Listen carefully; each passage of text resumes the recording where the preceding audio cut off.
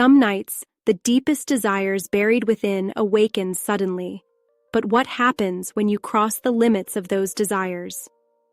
Every time I entered the house, the same feeling welcomed me: silence and loneliness.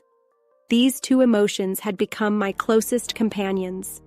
My husband's absence was not just physical, but emotional too. Days would pass without us exchanging a word. And yet, his silence hurt less than the void he left behind. This growing emptiness inside me was pulling me further and further away from myself. Not long ago, we decided to sell our house. This house was no longer a place of happiness, but an echo chamber of my solitude. That's how I met the real estate agent. His smile, his careful yet piercing gaze, rekindled something within me, something I hadn't felt in years. At first, I resisted this spark, but with every conversation, every glance, I began to remember a version of myself I had forgotten. Stronger, livelier, more desirable. That day, when the real estate agent came to the house with a friend, I felt an odd excitement bubbling inside me. Laughter filled the living room, and for the first time in ages, I felt youthful and vibrant. I was rediscovering a part of myself I thought was lost. But this feeling made me question my boundaries. I asked myself, why was I suppressing so much? Why did I feel so alone? A flicker of courage ignited within me.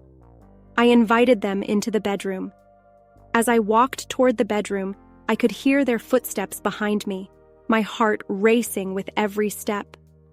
When I closed the door, the atmosphere in the room shifted completely. The silence turned into a tense anticipation. The real estate agent stepped closer, his hand brushing against mine as he met my gaze. His touch lingered, warm and steady, and in that moment, it felt like the room had shrunk, leaving only us. The friend stood a step behind, his presence quiet but magnetic. The air between us seemed to crackle with unspoken emotions. Every glance felt meaningful, every movement deliberate.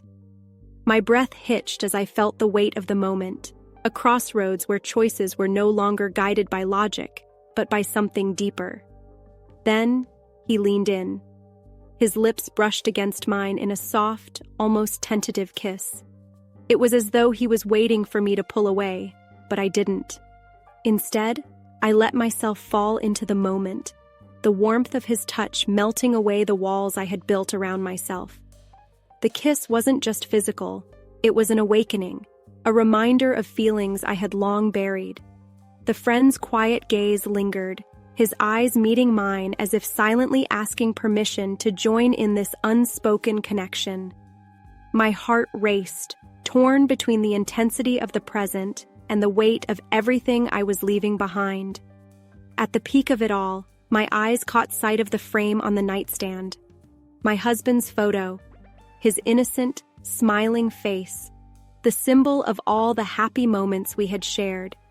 My heart tightened as I stared at it, the weight of my choices settling heavily on my chest. It was as though the photo itself was looking back at me, questioning me. On one side were the uncontrollable urges of my body. On the other, the weight of my past. I tried to ignore the frame, but it was there, watching me. Even with my eyes closed, its presence was undeniable. The intensity of the moment couldn't drown out the guilt clawing at me. I was trapped between desire and conscience. This was both a victory and a profound defeat. When morning came, I woke up alone in bed. The stillness of the night lingered, but this time it carried a different weight. The frame was still there. I picked it up, staring at it for what felt like an eternity. It was a memento of our happiest days. But now, it felt like a silent judge. A void settled in me, deeper than before. The fleeting satisfaction of the night was slowly giving way to the harsh truths of the morning. I asked myself, was this a moment of freedom, or had I just taken the first step into my own emotional abyss? This story isn't over. This was just the beginning. But where I'm headed, I still don't know.